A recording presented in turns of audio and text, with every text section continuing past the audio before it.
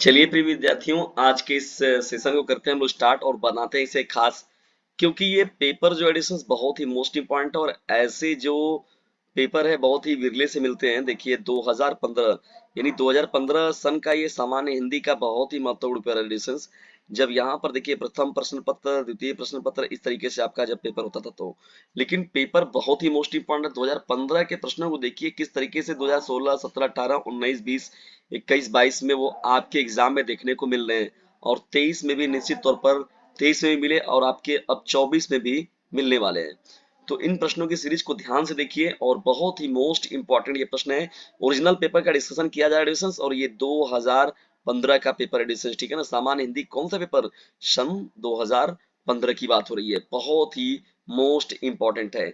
तो चलिए स्टार्ट करते हैं इस महत्वपूर्ण सेशन को डिस्कस। लेकिन एक काम जरूर कीजिएगा, बड़े ही संघर्ष के साथ आप लोगों के लिए पेपर लाया गया डिस्टेंस, तो इसे अपने क्लासमेट पर भरपूर तरीके से शेयर कीजिएगा, ताकि हम लोगों को जो है इंटरनल मोटिवेशन मिले और हम सभी लोग जो है आपके लिए और भी बेहतर तरीके से कार्य करें। तो चलिए डिस्कस करते हैं। यहाँ पर हम लोग यहाँ पर स्टार्ट देखिए, जब आप पहले भी जब पेपर देते तब भी आप लोग को बहुविकल्पी प्रश्नों की श्रृंखलाएं मिलती थी। 3 घंटे 15 मिनट का समय है। पूर्णांक जो है आप लोग का देखिए यहाँ पर 2 पेपर थे, तो यहाँ पर पूर्णांक आपका आधा आधा था। देखिए यहाँ पर जो प्रश्न है आप लोग का, प्रेम सागर के लेखक कौन है। पहला प्रश्न का देखिए बहुविकल्पी जो है, प्रेम सागर के लेखक कौन है, बहुत ही मोस्ट इंपॉर्टेंट एडिशन। देखिए लल्लू लाल जी हैं। कौन है ये, लल्लू लाल जी जो होगा इस प्रश्न का राइट आंसर होगा। देखिए प्रेम सागर की बात हो रही है, ठीक है ना, और साथ ही साथ लाल चंद्रिका, तो इन दोनों के ही जो लेखक हैं वो हैं लल्लू लाल जी, ठीक है। और बहुत ही मोस्ट इंपॉर्टेंट ये आपका प्रश्न हो जाएगा आपके इस एग्जाम के लिए भी। 100 अजान एक सुजान के लेखक कौन है, 100 अजान एक सुजान के लेखक कौन है। प्रताप नारायण मिश्र, बालकृष्ण भट्ट, राधा कृष्ण दास, श्रीनिवास दास। तो देखिए डिस्टेंस यहाँ पर 100 अजान एक सुजान जो है वो बालकृष्ण भट्ट जी के द्वारा लिखा हुआ है, ठीक है ना। किसके द्वारा, बालकृष्ण भट्ट जी के द्वारा, ठीक है ना। बहुत ही मोस्ट इंपॉर्टेंट ये प्रश्न एडिशन। देखिए बहुविकल्पीय प्रश्नों की श्रृंखला तो कम से कम तैयार जरूर कर लीजिएगा आप लोग। चलिए ग प्रश्न क्यों बोलते हैं, बंगाल के अकाल की रचना से विधा का प्रारंभ माना जाता है। संस्मरण विधा का, रिपोर्टाज विधा का, डायरी विधा का, यात्रा वृत्तांत का। तो देखिए डिस्टेंस ये जो मुख्य रूप से है बंगाल के अकाल, तो ये मुख्य रूप से जो है रिपोर्टाज विधा का है। किसकी विधा का है, रिपोर्टाज विधा का ये है, ठीक है रचना आपका। बहुत ही ये भी आपका प्रश्न जो है मोस्ट इंपॉर्टेंट हो जाएगा।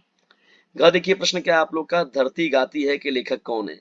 राहुल शाक्तिरत्यायन, देवेंद्र सत्यार्थी, सेठ गोविंद दास, यशपाल।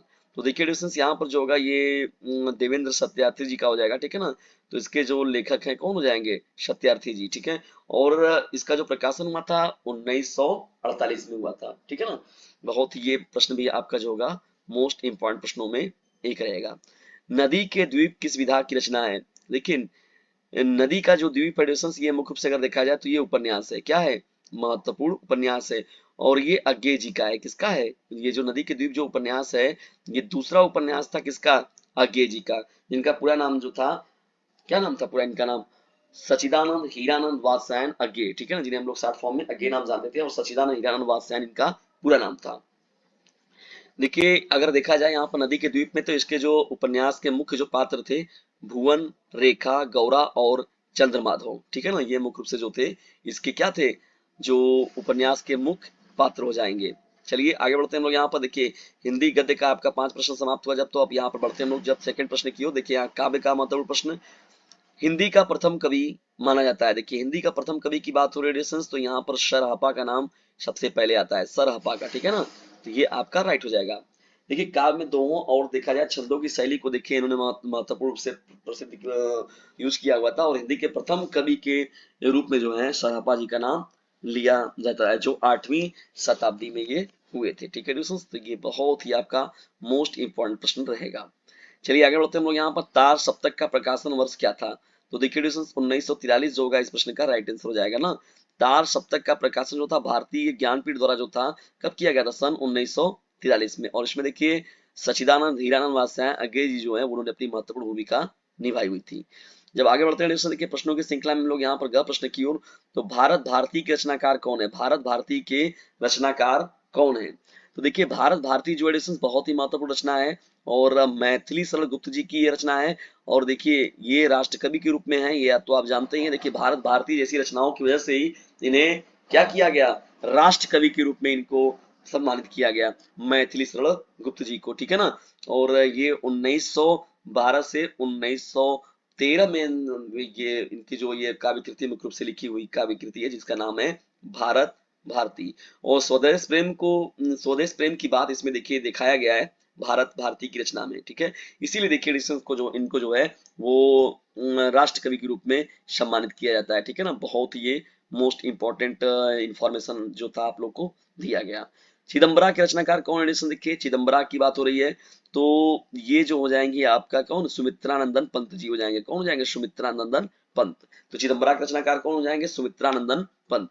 देखिए ये जो जो सुमित्रानंदन पंत है वो मुख्य रूप से अगर देखा है तो विचारक के रूप में, दार्शनिक के रूप में, मानवतावादी रचनाकार के रूप में जो है, और छायावाद के प्रमुख स्तंभ के रूप में जो है सुमित्रानंदन पंत जी का नाम जो है क्या किया जाता है, लिया जाता है, ठीक है ना। और चिदम्बरा के लिए जो मुख्य रूप से इनको जो था ज्ञानपीठ पुरस्कार से भी इनको सम्मानित किया गया था, ठीक है ना। सुमित्रानंद पंत जी को क्या हुआ था, चिदम्बरा के लिए ज्ञानपीठ पुरस्कार भी दिया गया था, ठीक है ना। ये एक आपका महत्वपूर्ण प्रश्न हो जाएगा, ठीक है, और मोस्ट इंपॉर्टेंट प्रश्न भी रहेगा ये, ठीक है। चलिए बढ़ते हैं आगे यहाँ पर अंग प्रश्न की ओर। प्रगतिशील लेखक संघ की स्थापना कब हुई, प्रगतिशील लेखक संघ की स्थापना कब हुई, 1943 में, 1954, 1936, 1938। तो देखिए डिस्टेंस ये हुआ था 1936 में हुआ था, ठीक है। कब हुआ था, 1936 में। और हुआ कहाँ था डिस्टेंस, ये हुआ था लंदन में, ठीक है।